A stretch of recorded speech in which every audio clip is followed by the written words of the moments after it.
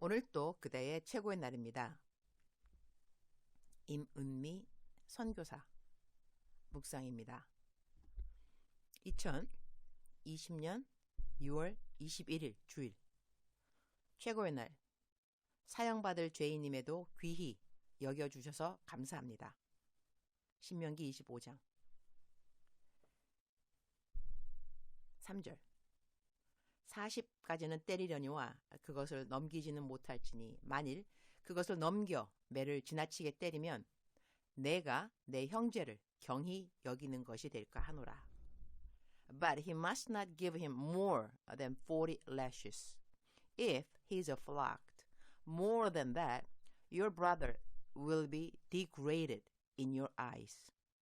나에게 어떤 동영상이 좋다고 어떤 동영상이 좋다고 보라고 보내주시는 분들이 있다. 다 나를 위함이지만 내가 받는 모든 동영상을 볼 시간이 사실 나에게는 없다.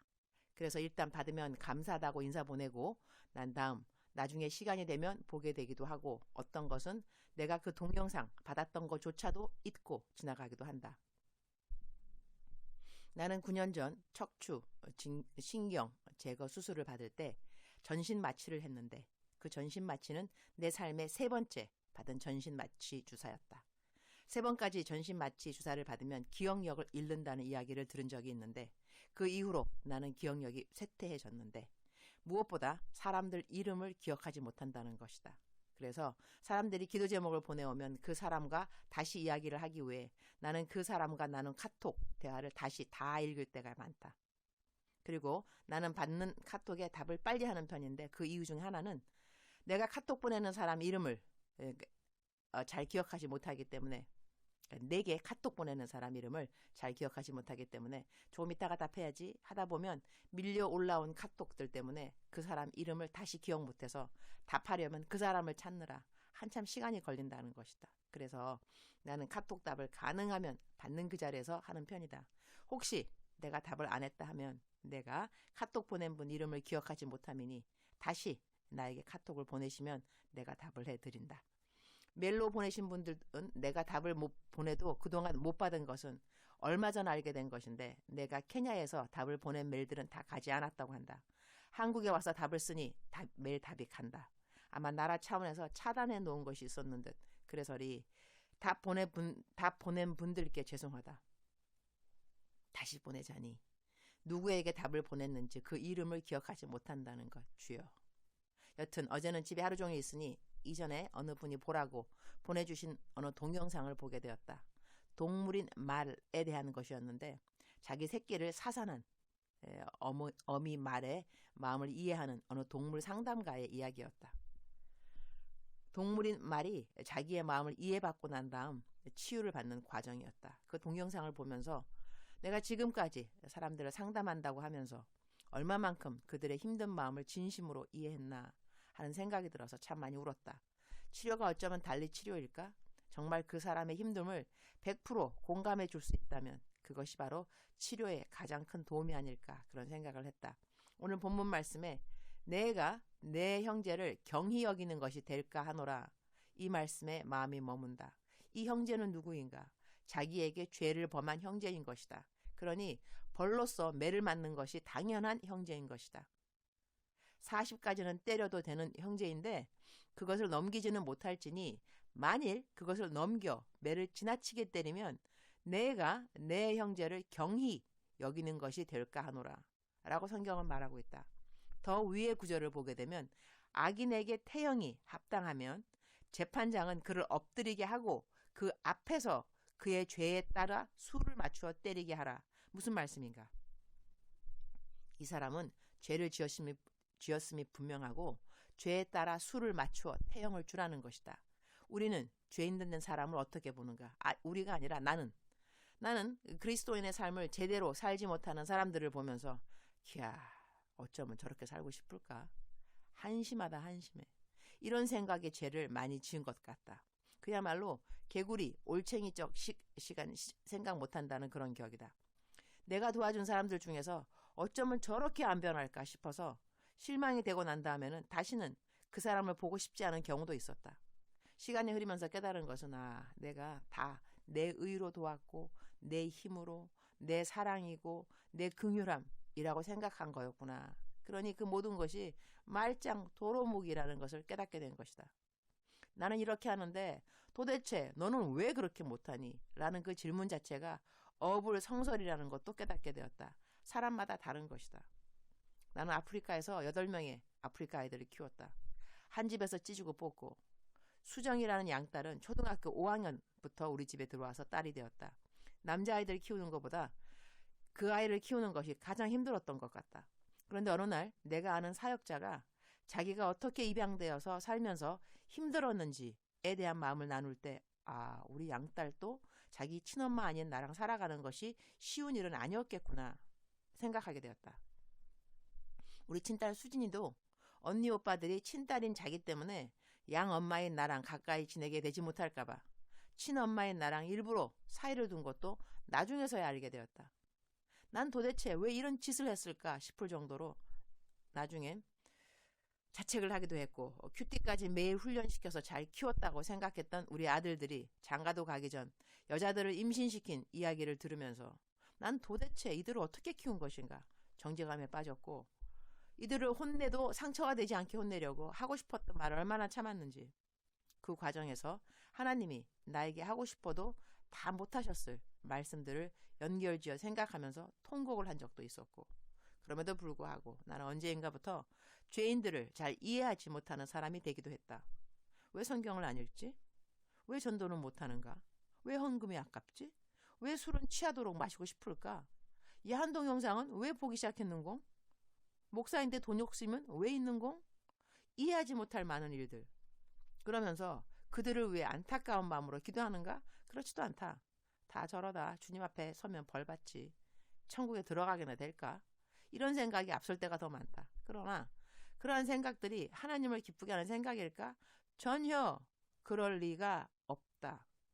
오늘 말씀을 묵상하면서 나는 내 형제들, 자매들을 경히 여기는 때가 없는가를 생각하게 된다. 이런 생각은 예수님 믿는다 하면서 너무나 잘 믿는 분들이 보여주는 무서운 모습에서 내가 배우게 된 것 같다. 반면 교사라고 내가 겪어보니 정말 무섭더라.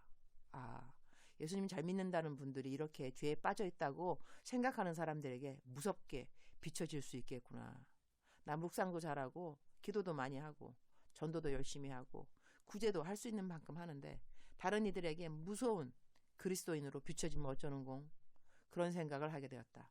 주님, 오늘 또 최고의 날입니다. 제 나이 57입니다. 죄 지은 사람들을 참고 견디고 인내하고 나름 사랑해 줬다 한다면 몇 년을 그렇게 했을까요? 우리 하나님은 인류의 시작과 함께 오늘 이 시간까지도 우리 사람들의 많고 많은 죄악과 배신을 견디고 참고 인내하고 기다려 주고 계십니다. 우리 하나님은 알아가면 알아갈수록 정말 대단한 하나님, 위대한 하나님, 어마어마한 하나님이 아닐 수 없습니다. 우리 죄인들의 행보 50보 100보이지요. 도토리 키재기일 것이고 세상 말로 겨묻은 개 쌍디긋 묻은 개 보고 욕하는 그 레벨이랑 딱히 얼마만큼 차이가 있을까요? 죄인을 사랑하시되 십자가에 달리기까지 사랑하신 우리 주님. 우리는 죄인들은 사랑하기 싫고 좋은 사람은 사랑하고자 합니다. 오늘 묵상 말씀은 태형을 맞을 정도로 죄인으로 명확하게 판단된 사람들조차도 벌은 내려도 경히 여기지는 말라는 말씀을 마음에 잘 새기도록 도와주옵소서. 저는 바리새인 되기 딱 좋은 자리에 있음을 가끔씩 인식하게 됩니다. 바리새인? 달리 바리새인일까요? 내 의로 남들 정죄하면 바리새인인 거죠. 내 의의 기준은 0%, 0%가 되게 하옵소서. 모든 것이 오늘 또 모든 것이 하나님의 크신 은혜만인 것을 명심하면서 하루를 살게 하여 주옵소서. 저는 태형의 40대가 아니라 사형을 마땅히 받아야 함에도 우리 하나님 저를 경히 여기지 않고 귀하게 여겨주셔서 마음 다하여 감사드립니다. 주님 사랑합니다. 주님 감사합니다. 오늘 또 우리 주님 저를 보시면서 하루 종일 기쁘시면 참 좋겠습니다. 최고의 날 게시판. 어제 묵상에 제가 공항에서 바뀌어진 짐 주인에게 보냈다고 했는데 어떤 분이 자기 격리 때 내가 움직인 줄 아시고 그러면 안 된다고 우려의 글을 보내오셔서리 저는 집에 있었고요. 다른 분에게 부탁해서 짐 갖다 주라고 했어요. 흐흐흐. 그러니 저는 자가격리법을 아주 잘 지키고 있습니다. 사랑하는 그대여. 사랑하는 그대여. 사랑하는 그대여.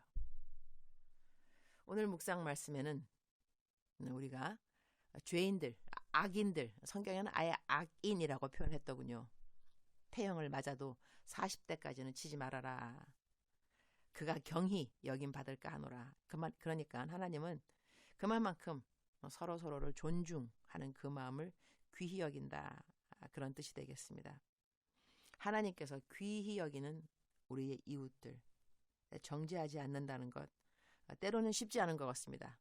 왜냐하면 어떤 사람들은 정말 깝깝한 사람도 있는 것 같습니다. 왜 저렇게 살을까? 왜 저런 일을 초래했을까? 그러지 않아도 되는데 또 도와줘도 계속 똑같은 죄 또 짓고 또 짓는 거 보면서 야, 저렇게 자기 의지가 약한가? 이런 생각도 들 때가 있고요. 근데 하나님께서 기뻐하는 마음은 그러한 마음이 아닌 것 같습니다. 그거는 모두 다 나의 기준인 것이고 하나님은 악인으로 판명된 자들까지도 경히 여기지 말라고 했으니 사랑하는 그대여 우리의 이웃을 돌아보면서 경히 여길 만한 사람들이 누구였던가 되돌아보고 우리 하나님 앞에 하나님을 기쁘게 하는 것 우리 삶의 목표니까 사람을 기쁘게 하는 것보다 하나님을 기쁘게 하는 것 하나님을 기쁘게 하는 마음은 우리의 이웃을 경히 여기지 않는다는 것입니다. 그리고 무엇보다도 하나님은 그대를 경히 여기지 않습니다. 우리가 말이야 바른 말이지 태형을 받으면 40대에 받아도 족할까요?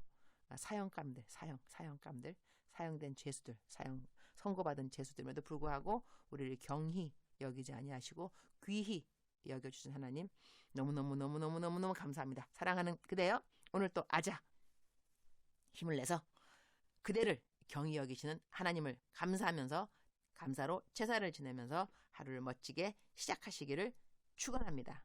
사랑하는 그대여 사랑합니다. 축복합니다.